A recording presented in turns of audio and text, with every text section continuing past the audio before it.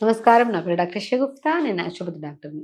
చాలామంది మోకాళ్ళ నొప్పులొస్తున్నాయి. మోకాళ్ళ నొప్పులకి ఏదైనా రెమెడీస్ చెప్పండి. అండ్ మోకాళ్ళ నొప్పులొస్తే ఏమైనా ఫుడ్ ఏమైనా చేయడం వల్ల గానీ, ఏమైనా రెమెడీస్ చేసుకుంటే ఈ నొప్పుల టాబ్లెట్లు ఏసుకోకుండా, ఈ నొప్పుల టాబ్లెట్ వేసి కడుపులో మంటొస్తుంది, గ్యాస్ పట్టేస్తుంది. చాలామంది అంటున్నారు మేడం నొప్పుల టాబ్లెట్ ఏసుకుంటే కిడ్నీలో స్టోన్స్ కూడా వస్తాయంట గదా! నిజమేనా? అండ్ ఎక్కువగా నడిస్తే మోకాళ్ళ నొప్పులు ఎక్కువవుతాయా? నిజమేనా? ఇవన్నీ క్వెషన్స్ ఉన్నాయి చాలామందికి. మోకాళ్ళ నొప్పులు వచ్చేయడానికి మెయిన్ కారణం కాల్షియం డెఫిషియన్సీ గానీ, డి విటమిన్ డెఫిషియన్సీ గానీ, బి12 డెఫిషియన్సీ గానీ. ఏ మోకాళ్ళ నొప్పులు లాస్ట్ స్టేజ్ వరకు వచ్చేయవు. స్టార్టింగ్‌లోనే చిన్న చిన్న నొప్పులతోనే స్టార్ట్ అవుతాయి.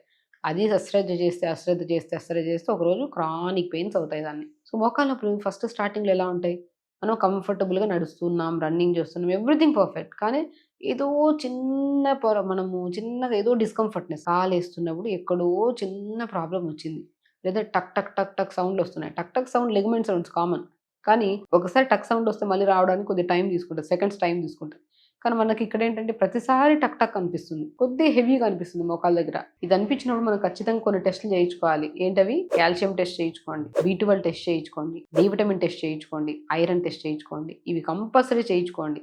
ఇవి చేయిస్తేనే మనకు తెలిసిపోతాయి. ఈవెన్ మెగ్నీషియం గూడా చాలా ఇంపార్టెంట్ బోన్‌కి. కానీ ఫస్ట్ మేజర్ టెస్ట్‌లు ఇవైతే చేయించుకోండి. ఓకే. ఇవి చేయించుకుంటే మనకేం తెలుస్తది? ఓకే. ఇవి తక్కువున్నాయి బాడీలో అని తెలుస్తది. అప్పుడు మనం ఏం చేస్తాము, కాల్షియం తక్కువుందనుకోండి, నువ్వులు ప్రాపర్‌గా తీసుకోమంటాము, పాలు ప్రాపర్‌గా తీసుకోమంటాము. అండ్ స్పెషల్లీ మునగాకు. మునగాకులో పాల కంటే, నువ్వుల కంటే డబుల్, త్రిబుల్ ఉంటాయి మనకి కాల్షియం మునగాకులో. మునగాకు పౌడర్ చేసుకోండి.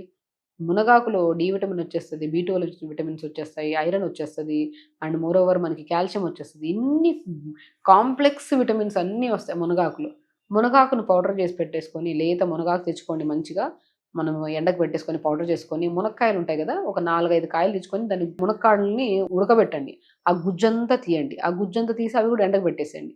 సో, ఎండకు పెట్టేసాక పౌడర్ చేసుకోండి. ఈ మునక్కాయ లోపల గుజ్జు పౌడరు, మునగాకు పౌడర్ రెండిటిని కలిపేసేయండి. ఆ పౌడర్‌ని రోజు లంచ్ తర్వాత, డిన్నర్ తర్వాత పల్చటి మజ్జిగలో అర స్పూన్ కలుపుకొని తాగండి. అర స్పూన్ డెఫినిట్‌గా అండి. మజ్జిగ చలువ చేస్తది కాబట్టి మునగాకు, మునక్కాయలు కొద్దిగా వేడి చేస్తాయి. ఈ 2 కాంబినేషన్ తీసుకు బాడీలో ఎలాంటి వేడి అవ్వదు. చాలా ఎఫెక్టివ్‌గా పనిచేస్తది. మునగాకు, మునక్కాయ లోపల గుజ్జు పౌడర్ తాగడం వల్ల మోకాలు నొప్పులు గాని, బ్యాక్ పెయిన్ గాని, ఎనీ కైండ్ ఆఫ్ పెయిన్స్ ఉండవు. ఈవెన్ దో చాలా మందికి రుమటైడ్ ఆర్థరైటిస్ ఉంటాయి.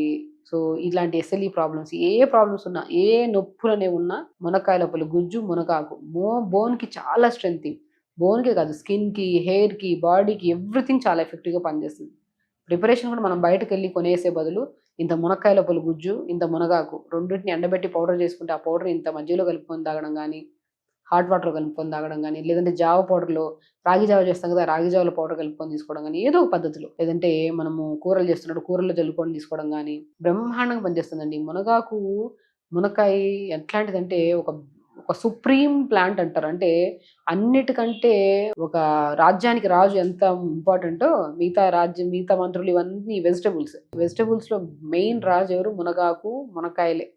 దాని తర్వాత ఇవన్నీ వస్తాయి వెజిటబుల్స్ అన్నీ. సో, అంత ప్రాముఖ్యత ఇస్తున్నాం మునగాకుని, మునక్కాయకి. సో, అవి తెప్పించుకొని పౌడర్ చేసుకొని ఆ పౌడర్‌లో గాని పచ్చాకు దొరికితే ఇంకా బ్రహ్మాండం. దాన్ని సూప్‌లాగా చేసుకొని తీసుకోండి. మునగాకును ఉడకబెడితే మంచిగా రసం చేసుకుంటే చాలా టేస్టీగా ఉంటది.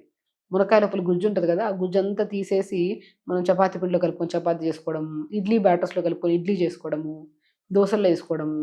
లేదంటే చపాతీ మన మునక్కాయ లోపల గుజ్జు, కొద్ది టమాటా, కొద్ది క్యారెట్, కొద్ది బీట్రూట్, కొద్ది కొత్తిమీర, పుదీనా, ఒక వెల్లుల్లేసి, ఒక 2 గ్లాసులు వాటరేసి కుక్కర్ పెట్టేసేయండి. 2 విజిల్స్ అయిన తర్వాత దింపి బాగా స్మాష్ చేసుకొని సూప్ తాగండి సాయంత్రం పూట. ఈ సాల్ట్ ఏసుకొని. ఎంత బావుంటదో టేస్ట్. టేస్ట్‌కి టేస్ట్ వచ్చేసి ఆ మోకాళ్ళ నొప్పులు ఆటోమేటిక్‌గా పోతాయి. ప్రతిరోజు క్రమం తప్పకుండా 45 డేస్ టు 50 డేస్ క్రమం తప్పుకోకుండా మునక్కాయ లోపల గుజ్జు, మునగాకును రెండిటిని పౌడర్ చేసుకొని, పౌడర్‌ని లంచ్ తర్వాత, డిన్నర్ తర్వాత మధ్యలో కలుపుకొని తాగడము.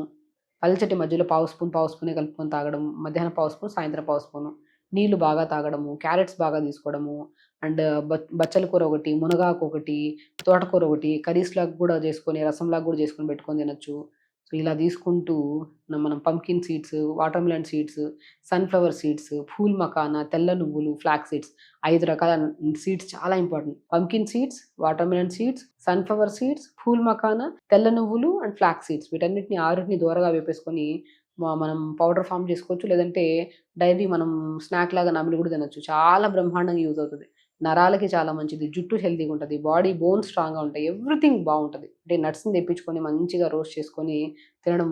పచ్చివి తింటే కొంతమందికి పడదు. గ్యాస్ లాగా పట్టేస్తది. అదే రోస్ట్ చేసుకుంటే టేస్టీగా ఉంటది.